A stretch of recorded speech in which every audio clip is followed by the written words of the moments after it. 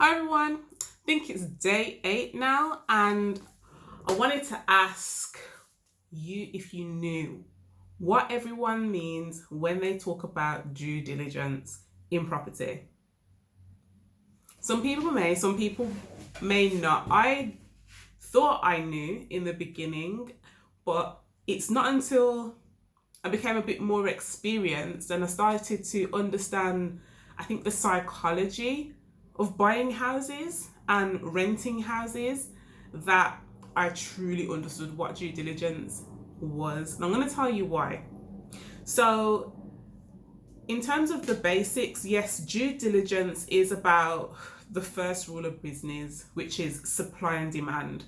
So, you're going to target those areas where there's a demand for properties, for a particular type of property, and know that your areas for buy to let property is going to be different for your areas for a commercial property, or your areas that you might want to target to do a little or a big development. So knowing what is in demand is detrimental to your target area, because that tells you what type of property will get snapped up, whether it's rented out or bought on the other end. So that's the first line of in terms of the rule of thumb. So the second thing is more when I talked about the psychology around buying houses, it's more to do with the demographics of your area. And I became more aware of this, like I said, later on down the line.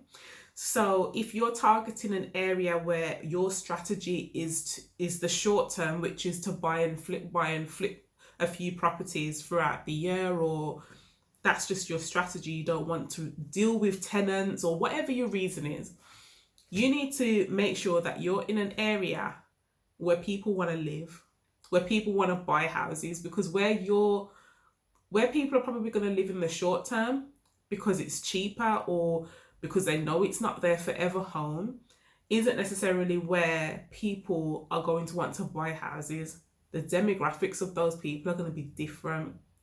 The other thing that you can look at in terms of the demographics is, and you can find this information really freely online, just Google it, you can check the demographics of a street in terms of employment, in terms of age, in terms of the type of job that they have.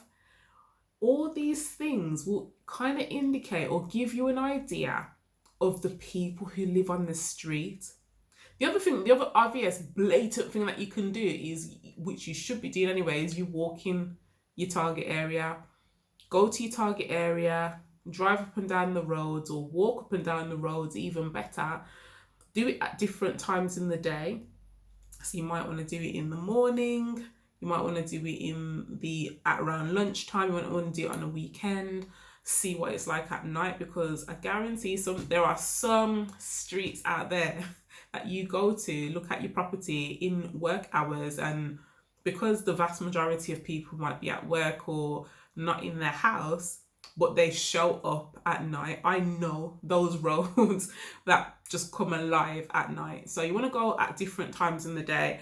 But the point that I was trying to make is, if you know who lives on the streets that you're targeting, it gives you an idea as to what type of property you could work in those areas, and then does that fit with your strategy? Obviously, if it doesn't, keep it pushing, find another target area, but it gives you an idea of what houses will work in those areas. And the other thing that the other thing that I touched on in the previous video was your done up value, and this really does tie in with numbers, which is something that I'm going to discuss on another video. But your done up value is one of the most important numbers you need to be aware of if you're using the model of buying below market value or buying a property that you know you can add value to through the refurb with the idea of refinancing it.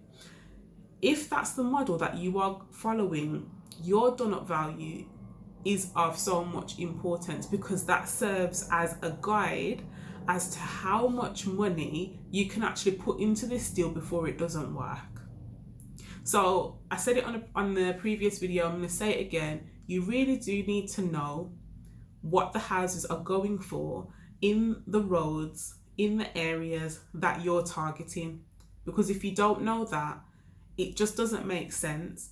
And we're investors now. Yeah, that's why we're all here. That's why you're watching. That's why, you know, you're keeping up with the daily videos from myself.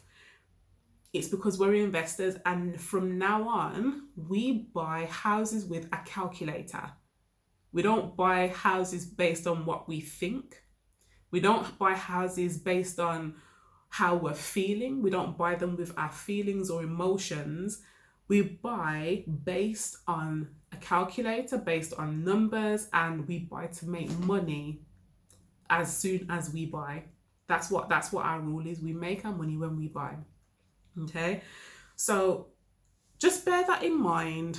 This is just a short one. I'm not going to set any challenges, but that was to break down exactly what it is due diligence is and how important it is. You can get yourself into some trouble if you don't do your research first.